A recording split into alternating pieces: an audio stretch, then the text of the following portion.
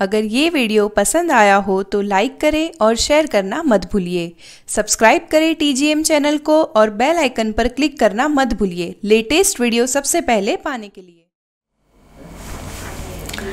Hello and welcome to TGM, the Great Mentor, India's first ever online platform for studying defense exams such as NDA, IFCAT and CDS.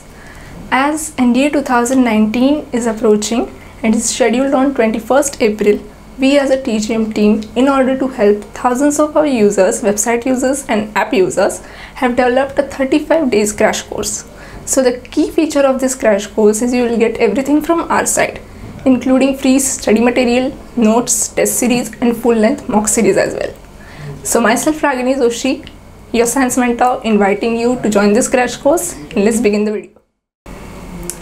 Hello everyone, today is 21st March 2019 and today is the 6th day of our 35 days crash course, and we are going to do general ability topic, that is science, specifically chemistry, under which we are going to cover 4 chapters. ठीक है, 4 chapters cover करने वाले हैं। कौन से metal and its properties, oxidation reduction, acid base and chemistry of non metals. Okay, एक general overview लेते हैं लास्ट एग्जाम्स का, जहाँ पे सेकेंड एनडीए एग्ज़ाम 2017 में 5 क्वेश्चन आए थे, फर्स्ट एनडीए एग्ज़ाम 2018 में भी 4 क्वेश्चन आए थे और अभी लास्ट एग्ज़ाम में भी 5 क्वेश्चन आए थे। So on an average 5 question हम लिख सकते हैं चारों टॉपिक में से। इसमें से भी ये जो फर्स्ट 3 टॉपिक्स हैं, they have more weightage. Okay, as a chemistry point of view इस पर ज़्यादा हम लोग फोकस करेंगे। And now let's move on to the next question.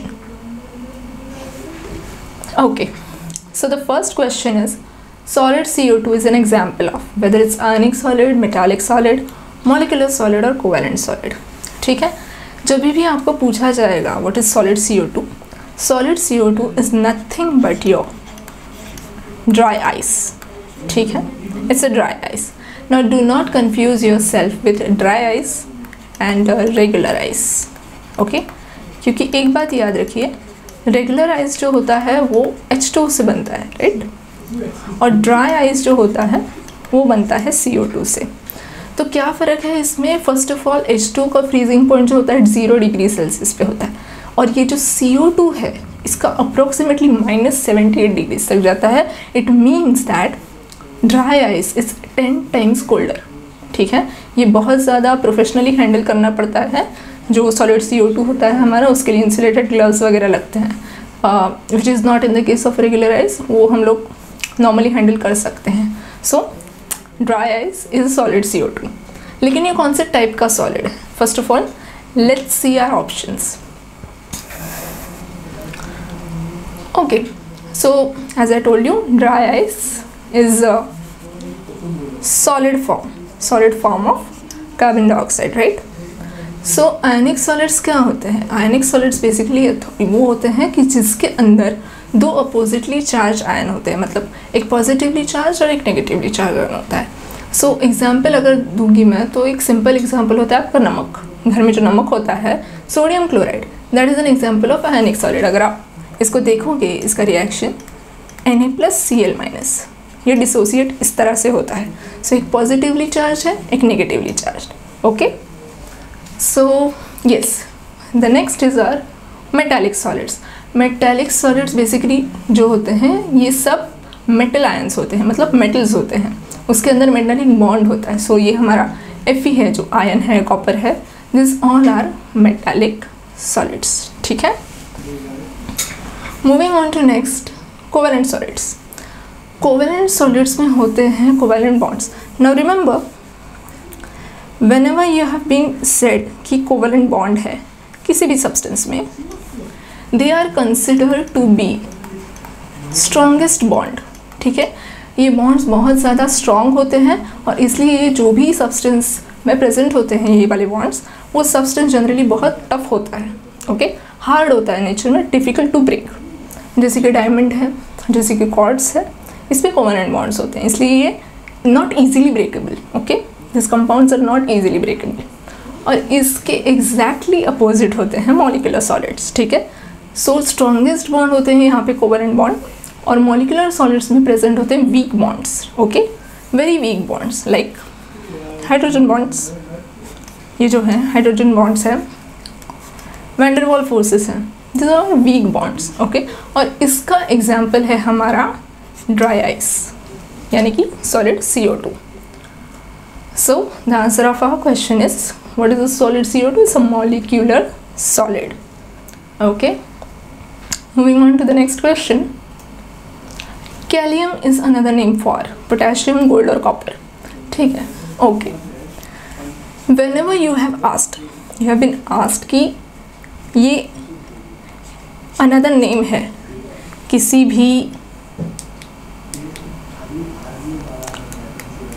Okay, ये another name है किसी भी एक हमारे एलिमेंट का, तो always try to remember the symbols, okay, try to remember the symbols of, because these all are English names, okay, और इनके जो symbols हैं वो सब लैटिन नेम से लिए गए हैं, लेकिन कैलियम क्या है, एक लैटिन नेम है। और पोटेशियम का सिंबल अगर आप रिकलेक्ट करोगे तो यू विल नो कि कैपिटल के से हम लोग पोटेशियम रिप्रेजेंट करते हैं, गोल्ड करते हैं AU से, ओके। और ये जो K है indirectly it is taken from kalium, okay. I have mentioned some of the elements with their symbols. Can you see that? Potassium, K symbol is K. Why? Because उसका Latin name है Kalium. Similarly, aurum. If you seriously observe this, यहाँ पे first letter consider किया है.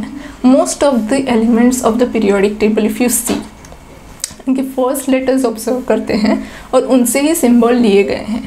But not in every case. Okay, वो हम लोग आगे देखेंगे. But in this case, the symbols are considered, okay. So what is the answer? It was a straightforward answer actually. Gallium, by symbol you can identify. Potassium is the answer. All right, let's move to the next question.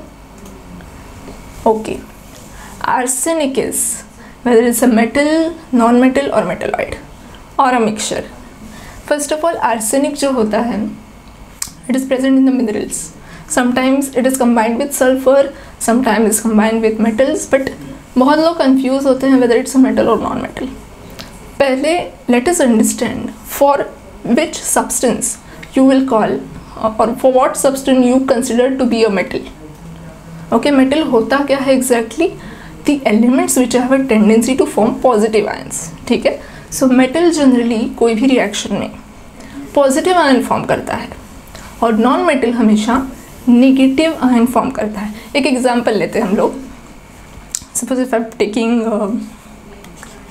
FeCl2, ठीक है, FeCl2 अगर मैंने लिया and if it's going any reaction, under any reaction if it's going, जो Fe है हमारा ये ion है, बराबर, आयन मतलब क्या, ये मेटल है, so it will always form a positive ion.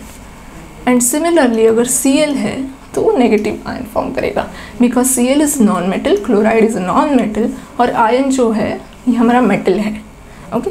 तो ये मेटलॉइड्स क्या होता है, मेटलॉइड्स एक ऐसी क्लास है एलिमेंट्स की, it's a type of element जो बोथ द प्रॉपर्टीज रिप्रेजेंट करता है। It can act as a metal also and non metal also. So if I consider arsenic,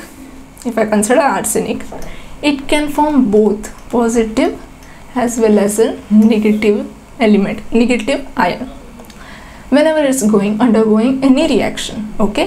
और मिक्सचर जो है ये टोटली डिफरेंट क्लास है, it is not a type of elements, ये बहुत ही अलग क्लास है, like compounds, mixture and then elements, so it is not considered in this case. So what is an arsenic? It's nothing but a metalloid.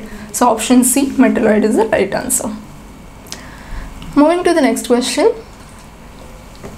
Now this is a very straightforward question. यहाँ पे directly हमें symbol दिया गया है. We haven't asked any scientific name or Latin name here. So simply Ag represents what? अब Hg, okay?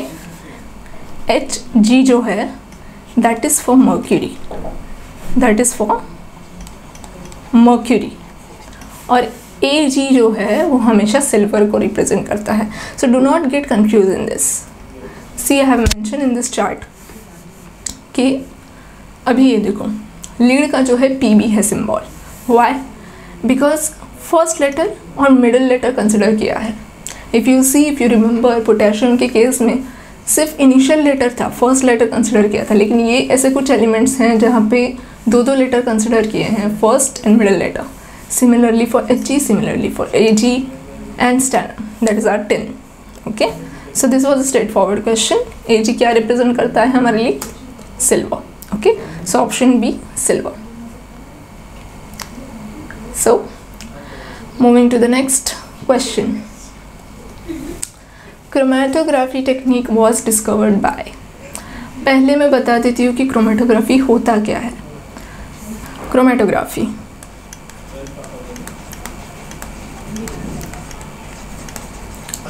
Okay, if you see this word, observe this word, chroma मतलब होता है कलर और ग्राफी मीन्स राइटिंग।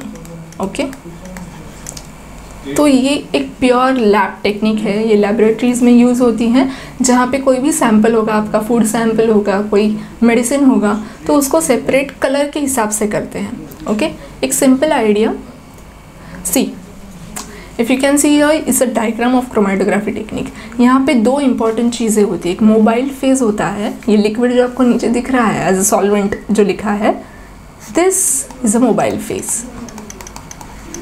ओके, यहाँ पे आपका food sample है, कोई भी सैंपल है, वो उसमें डालते हैं। और यहाँ पर जो है, यहाँ पे दिखाया गया है स्टेशनरी फेज, ये पेपर पे जो कोड किया होता है that is a stationary phase. ठीक है, तो बेसिकली क्या होता है कि हमारा कोई भी सैंपल होगा, यहाँ पे अप्लाई करते हैं हम लोग। ओके, और वो मोबाइल फेज में डिप कर देते हैं, and whenever this mobile phase is rising, ये आपको कलर में सेपरेशन दिखेगा। जैसे कि मैंने बोला फूड सैंपल है तो उसमें फैट्स हैं, विटामिन्स हैं, बहुत कुछ है, प्रोटीन्स वगैरह, तो वो इस तरह से सेपरेट होके दिखते हैं हमें। Alright, so this is basically a general idea of chromatography. So when we observe this, तो ये डेवलप किसने किया था? हम एक साइंटिस्ट के बारे में डिस्कस कर लेते हैं कि किसने क्या इन्वेंट किया था and who scientist is famous for which theory. अगर हम ऑस्टवर्ल्ड की बात करते हैं तो ये scientist he is famous for manufacturing of nitric acid. ठीक है, जो HNO3 हम लैब में आज यूज़ कर रहे हैं, it's all because of the Austworld. Okay, alright. अगर हम माइकल फैराडे की बात करते हैं तो ये साइंटिस्ट जो थे, उनका इलेक्ट्रोमैग्नेटिज्म और इलेक्ट्रोकेमिस्ट्री का थ्योरी क्वाइट पॉपुलर है, तो उनकी वजह से जाने जाते हैं। लेकिन क्रोमेटोग्राफी जो है वो पहली बार डिस्कवर किया था मिखाइल स्वेट ने।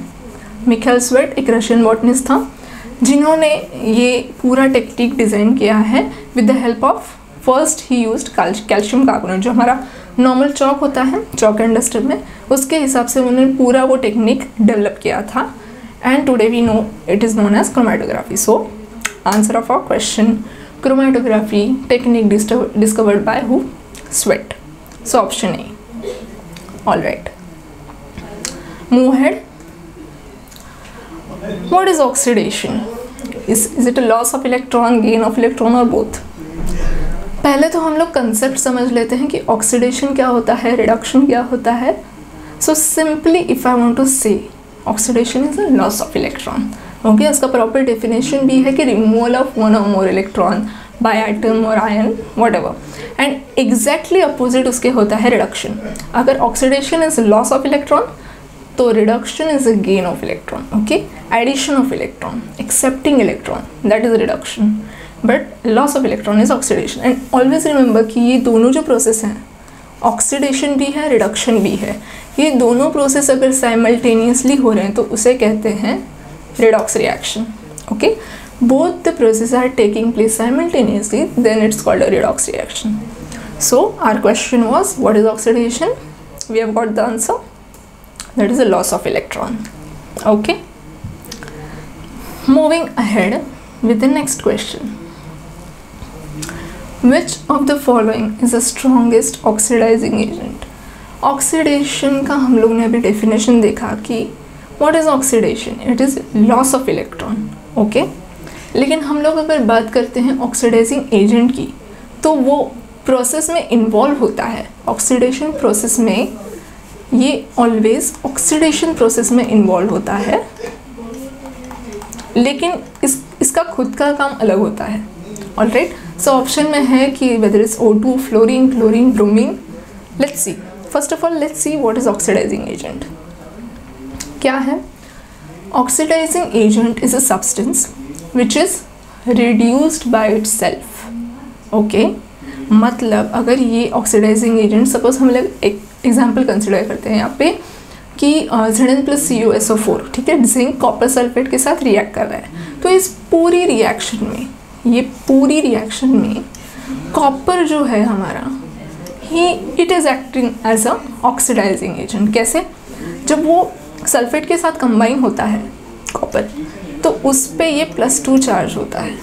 Okay, and at the final moment it क्या है? Oxidising agent, it itself get reduced, means copper is going to get reduced.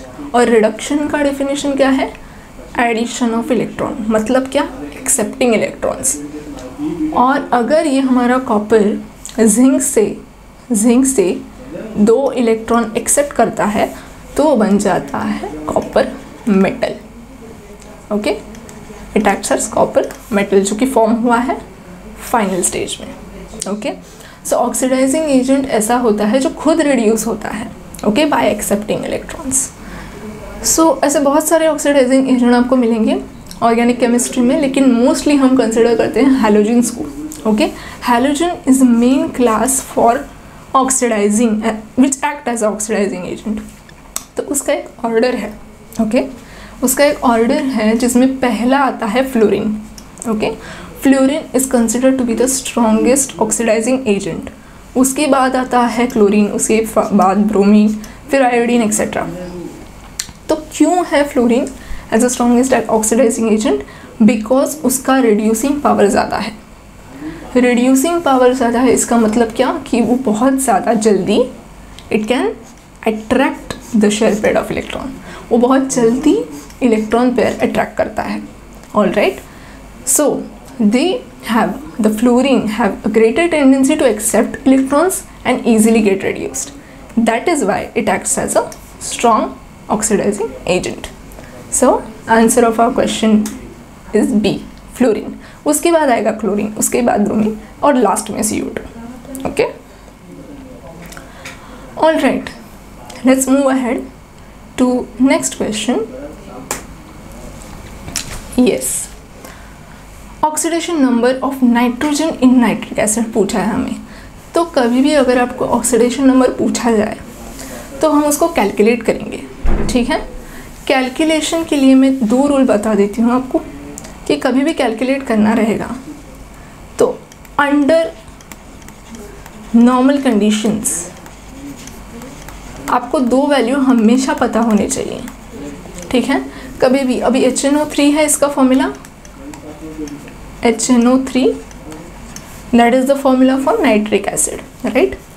So एक जनरल फॉर्मूला होता है इसका, that is x1 + x2 + x3, जितने भी आपके वेरिएबल्स हैं इसमें इज इक्वल टू 0, ठीक है। तो अभी हमारे पास 3 ही एलिमेंट हैं exactly, right. So hydrogen plus nitrogen plus 3 oxygen is equal to 0। मैं सिर्फ वैल्यू पुट कर रही हूँ यहाँ पे। और कभी भी नॉर्मल कंडीशन के अंदर हम हाइड्रोजन की वैल्यू +1 लेंगे, ऑक्सीजन की वैल्यू -2 लेंगे। Okay, always you should know that hydrogen is +1 and oxygen is -2, ठीक है। वैल्यू पुट कर देंगे इसमें सिंपली, दिस इज +1, नाइट्रोजन की वैल्यू तो निकालनी है हमें, 3 × -2 आपको आंसर मिलेगा ultimately nitrogen is +5। Okay, if you want to calculate you can calculate right now. Okay, pause the video and try to calculate. See, I have shown this here also कि -2 हम लोग ने पुट किया, वो side जाएगा, nitrogen का value is +5। Let's take another example, हम sulphuric acid ले लेते हैं, ठीक है। Sulphuric acid, okay, sulphuric acid का formula is H2SO4. Okay, similarly let's put into the general formula. Always remember, hydrogen is +1, oxygen is -2. Okay, तो 2 है हमारे पास अभी हाइड्रोजन, प्लस सपोज ये S का वैल्यू हमें निकालना है, ठीक है। 4 ऑक्सीजन है हमारे पास, is equal to 0। 1 value put कर रही हूँ एंड देन -2। अगर आप कैलकुलेट करोगे इसको perfectly, it will go in that side and it will be +6। Okay, I hope this matches with your answer if you are trying to calculate. All right, so हमारा question था कि nitrogen की value +5 मिल गई हमें। As an example मैंने आपको बताया कि अगर हमें सल्फ्यूरिक एसिड का भी करना पड़े या किसी और का करना पड़े तो कैसे करते हैं। All right, so what was the answer? +5। अब ये नाइट्रिक एसिड था, अगर H2SO4 होता तो +6 आता। Okay, similarly we can calculate. All right,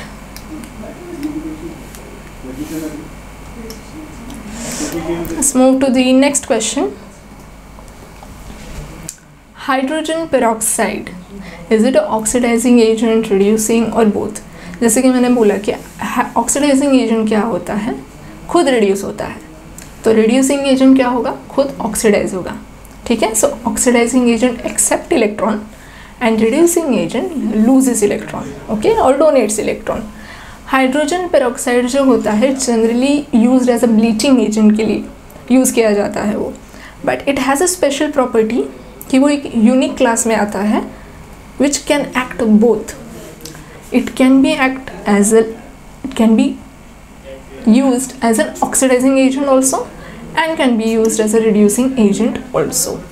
Okay, अगर आप उसको ऑक्सीडाइजिंग एजेंट की तरह यूज़ कर रहे हो so you will see H2O2, ये उसका जनरल फॉर्मूला है हाइड्रोजन पेरोक्साइड का। लेकिन जब ये ऑक्सीडाइजिंग एजेंट की तरह एक्ट करता है then it give rise to water, normal water. और जब वो रिड्यूसिंग एजेंट की तरह एक्ट करता है then it gives out O2, oxygen देता है with some liberation of air, जो हम बबल के फॉर्म में नोटिस करते हैं टेस्ट ट्यूब में। Okay, so we have got a answer for this question is both A and B, because hydrogen peroxide unique properties है, वो ऑक्सीडाइजिंग एजेंट की तरह भी एक्ट कर सकता है, रिड्यूसिंग एजेंट की तरह भी एक्ट कर सकता है। All right, moving on to the 10th question. Which process takes place at anode? Oxidation, reduction or redox reaction? So first of all you have to understand कि एक हमने हाई स्कूल में पढ़ा था, there is something called as a voltaic cell. एक voltaic cell होती है, it's a type of electrochemical cell जिसमें 2 इलेक्ट्रोड होते हैं, पॉजिटिव इलेक्ट्रोड और नेगेटिव इलेक्ट्रोड, ओके, जिसको बोलते हैं एनोड और cathode. See, anode and cathode. Always remember, जब भी एक वोल्टाइक सेल की बात की होती है देन एनोड में ऑक्सीडेशन ही होता है and at the place of cathode reduction ही होता है। All right, so that was a straightforward question. So what is the answer? Anode पे क्या होता है? ऑक्सीडेशन होता है in a voltaic cell. So our next question is 11th question, which of this is a hydracid? Okay, hydrochloric acid है, nitric acid है या sulphuric acid. So whenever you want to explain कि acid हम लोग को एक explain करना होता है तो वो 2 टर्म्स में हम एक्सप्लेन कर सकते हैं। So basically it's a hydracid and oxacids. Okay, ये 2 टर्म्स यूज़ करते हैं जनरली एसिड डिफाइन करने के लिए, ये कौन से टाइप का एसिड है। अगर हम हाइड्रासिड अगर किसी को एक्सप्लेन कर रहे हैं तो हाइड्रासिड मतलब क्या कि जिसमें कोई भी ऑक्सीजन का एलिमेंट नहीं होता है, ऑक्सीजन मॉलिक्यूल होता ही नहीं है उसमें, that is why it is called as hydracids. Okay, why instead of that oxygen उनमें क्या होता है, एक नॉन मेटल प्रेजेंट होता है। Okay, it has 1 non metal. Okay, यहाँ पे देखो इस क्लोरीन क्या है, एक नॉन मेटल है। सिमिलरली फ्लोरीन भी एक नॉन मेटल है और इसमें आपको कहीं भी ऑक्सीजन दिखाई नहीं देगा। ऐसे एसिड्स को हम बोलते हैं हाइड्रासिड्स। व्हेन यू से इट्स ऑक्सासिड्स, ऑक्सासिड में ऑक्सीजन तो होता ही है but in this case it has both hydrogen also and oxygen also. Okay so ये जो भी है HNO3 है, सल्फ्यूरिक एसिड, इसका फॉर्मूला हम लोग ने देखा कि H2SO4, right. So it has oxygen, it has hydrogen and another element, right, like sulphur it is there, but it has both. So our question was कि इनमें से हाइड्रासिड्स कौन है. हाइड्रासिड्स मतलब उसमें कोई भी ऑक्सीजन प्रेजेंट नहीं होना चाहिए. सो नाइट्रिक एसिड में तो है, सो ये नहीं है. सल्फ्यूरिक एसिड में ही है, so obviously HCl, hydrochloric acid, is considered to be the hydracid. So option A is our answer. Moving ahead to the next question. Which of the following is not a Lewis base? ठीक है, तो अभी ये consider करते हैं हम लोग कि ल्यूइस बेस नहीं है. इसका मतलब क्या है? Indirectly they are asking us which of this is a Lewis acid, ये हमसे पूछ रहे हैं. तो पहले ल्यूइस एसिड और ल्यूइस बेस का कंसेप्ट जान लेते हैं कि होता क्या है. What is a Lewis base and Lewis acid? Lewis acid always accept electrons. Okay, it always accept electron pair. When you considered Lewis base, तो वो हमेशा डोनेट करता है इलेक्ट्रॉन पेयर. और बेसिस में अगर आपको याद होगा कि ammonia is considered to be the strongest base, right. Water भी एज अ बेस एक्ट करता है, OH माइनस भी करता है, and you can see also there is extra electron here. Okay, so ही और that compound can donate the electron, alright, that's why it's acting as a base. But when you consider a Lewis acid like carbon dioxide, okay, इसके पास कोई भी electron नहीं है, ये electron accept करेगा, alright, that's why it is called as Lewis acid, alright. ठीक है, एक और पॉइंट पढ़ते हैं कि Lewis acid क्या होता है? इलेक्ट्रोफिलिक होता है. इलेक्ट्रो मतलब इलेक्ट्रॉन और philic means loving. Okay, if you say it is electrophilic means what? It is electron loving. Similarly if you say in case of base is nucleophilic, मतलब क्या? Nucleon loving और nucleus loving होता है वो. Alright, that's why it donates electron और ये accept करता है इलेक्ट्रॉन पेयर. ऑलराइट, ये जो ल्यूइस बेसिस होते हैं जनरली अटैक करते हैं न्यूक्लियस पे, okay, with for donating basically their electron pair, but acid जो होते हैं accept करते हैं like CO2. So answer of our question is CO2, which is a Lewis acid, and definitely it's a not Lewis base.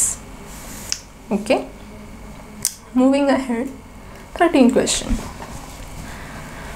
Vinegar is a natural source of acetic acid, citric acid, oxalic acid या tartaric acid.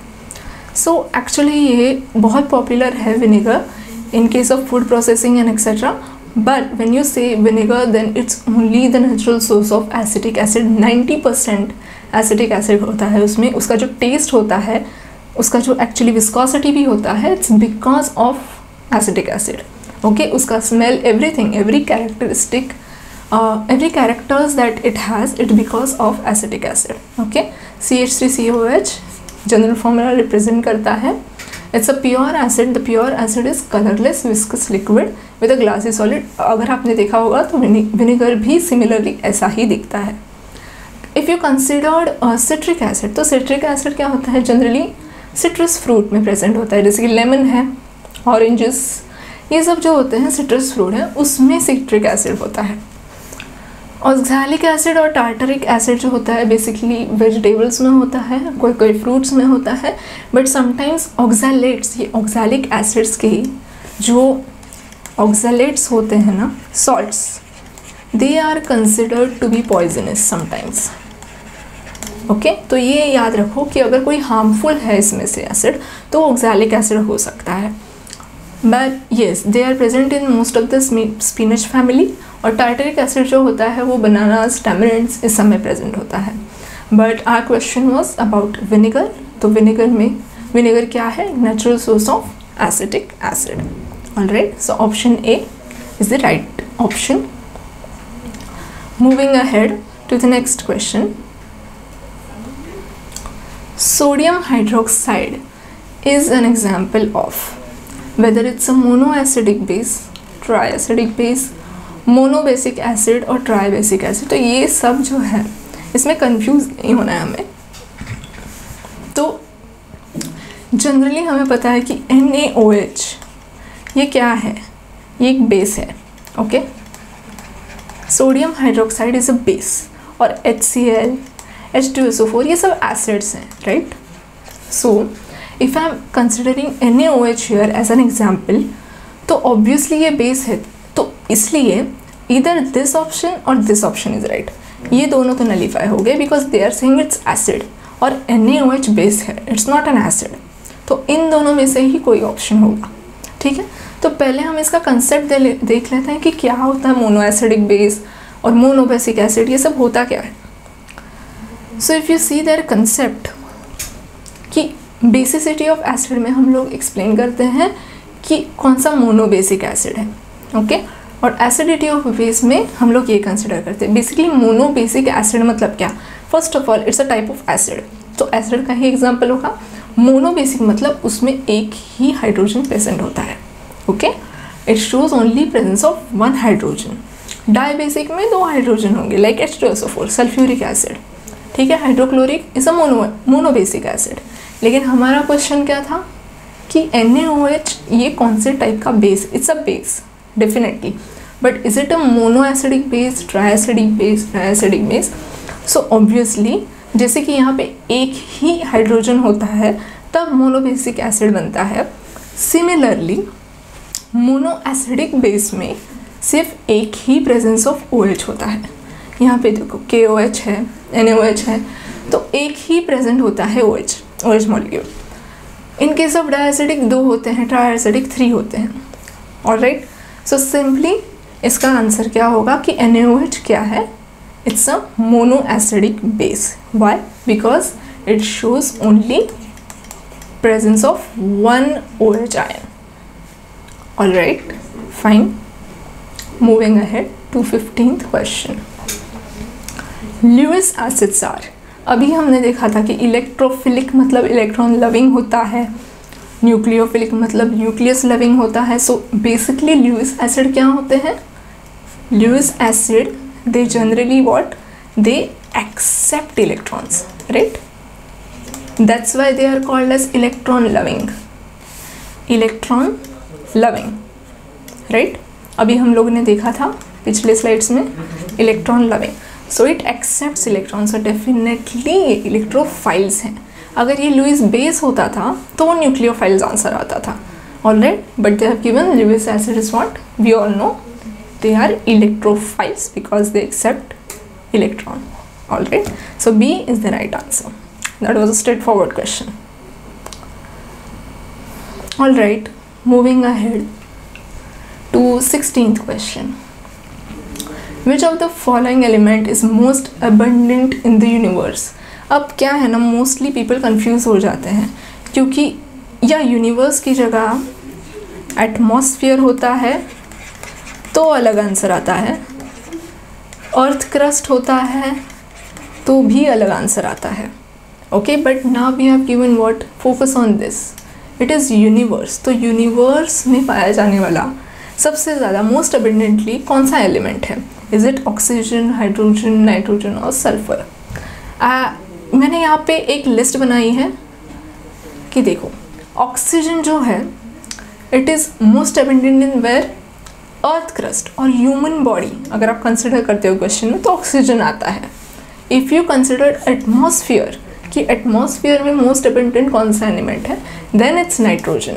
Okay, और earth crust में क्या है, oxygen. But if you considered in the universe, okay, अगर universe में आप consider करोगे तो सबसे ज़्यादा पाया जाने वाला element is only hydrogen. Okay, followed by this is second number and hydrogen is first number.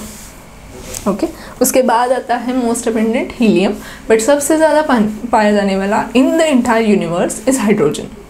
Okay, so that is the answer of our question, B hydrogen, which is most abundant in the universe. Okay, अगर यहाँ पे earth crust होता तो oxygen आता था, अगर atmosphere होता था तो नाइट्रोजन आता था. Okay, right. let's move ahead. Tritium is an isotope of which element? Is it nitrogen? Is it helium? Is it hydrogen? तो basically first of all isotope क्या होता है, ये मोस्टली अपने न्यूक्लियर फिजन, न्यूक्लियर फ्यूजन, ये सब reaction होते हैं, न्यूक्लियर रिएक्शंस बेसिकली जो होते हैं उसमें सुना होगा कि आइसोटोप जो होता है कोई भी एलिमेंट का, they have a same atomic number but different mass number होते हैं. So which means that they have different mass numbers. ठीक है, तो प्रोटॉन और न्यूट्रॉन का कॉन्फ़िगरेशन उनका अलग होता है दैन द स्टेबल एलिमेंट. सो अगर आप नाइट्रोजन का देखोगे तो उसका नाइट्रोजन 14 यानी कि N15 जो है इट इज़ मोस्टली कॉमन, ये नेचुरली अकरिंग आइसोटोप है नाइट्रोजन का. हीलियम का देखोगे तो उसका 3 से लेकर 9 तक पूरा एक रेंज होता है, 4, 5, 7, 6 ये सब रेंज है हीलियम का, उसके अलग अलग नाम होते हैं. बट हाइड्रोजन के आप देखोगे तो 3 ऐसे फेमस, ओके, एक 3 ऐसे उसके आइसोटोप है which are actually quite well known and widely known in the world. पहला है प्रोटियम, दूसरा है ड्यूटेरियम. ये लैम्प्स में यूज़ होता है, if you have heard deuterium lamps करके मिलते हैं मार्केट्स में, उसे हाइड्रोजन लैम्प्स भी बोलते हैं. तो that is a deuterium which is one of the isotope of hydrogen. और ट्रिटियम जो है वो भी हाइड्रोजन का ही आइसोटोप है, जिसमें क्या होता है, it has 1 proton and 2 neutrons with 1 electron. Okay, so ये सब जो है ये रेडियो एक्टिव होते हैं. ओके, आइसोटोप्स को हाफ लाइफ होता है और वो रेडियो एक्टिव होते हैं, और दैट्स वाई वो is because of they are radioactive they are used in the nuclear reactions. Okay, so हमें समझ में आ गया कि ट्रिटियम किसका आइसोटोप है, हाइड्रोजन का. So C hydrogen is the right answer. Next question is carbon monoxide is an example of neutral oxide, acidic oxide और basic oxide. Okay, तो अगर मुझे कार्बन मोनोऑक्साइड का formula by the way CO करके है, अगर ये कार्बन डाइऑक्साइड होता तो CO2 होता. ऑलराइट, लेकिन अभी यहाँ पे ये सब जो है टाइप्स हैं ऑक्साइड्स के. सो ऑक्साइड्स के ये जो टाइप है उसका डेफिनेशन एक बार हम लोग देख लेते हैं. First of all, what is an oxide? It is a binary compound of oxygen with another element. Okay, so basically जो है CO है, CO2 है, और भी बहुत कुछ होंगे अपने H2O, H2O2. These all are oxides. Okay, these all are oxides. So acidic oxides अगर हम बोलते हैं या एसिडिक अनहाइड्रेट्स उसे बोलते हैं, which means that they are oxide, this are the oxide that can react with water, जो फॉर्म करके हमें एसिड देते हैं. ओके, वाटर के साथ रिएक्शन करके हमें एसिड देते हैं. बेसिक ऑक्साइड जो होते हैं वो बेसिकली बेस देते हैं. Sodium hydroxide is nothing but a base. और जो न्यूट्रल ऑक्साइड्स होते हैं they do not give any acidic और basic substance at the final stage of reaction. So ये कार्बन मोनोऑक्साइड जो है ये न्यूट्रल ऑक्साइड में आता है, because ultimately it gives nothing when it reacts with H2O. Okay, so it's considered to be neutral oxide. So option A neutral oxide is the correct option. Moving ahead to the 19th question कि ozone क्या है. Ozone एक जो molecule है इसको O3 से represent करते हैं. It's different than oxygen. हमारा नॉर्मल ऑक्सीजन O2 से रिप्रेजेंट करते हैं हम लोग. तो O3 ये ओजोन है. It act as paramagnetic, diamagnetic या फेरोमैग्नेटिक. तो ये जो मैग्नेटिक प्रॉपर्टीज़ होते हैं always remember they comes with yes pair of electrons. Either they have a little pair of electrons, they have shared pair of electrons, or they can donate the pair of electrons. Okay, if you want you can pause and read the definitions of each.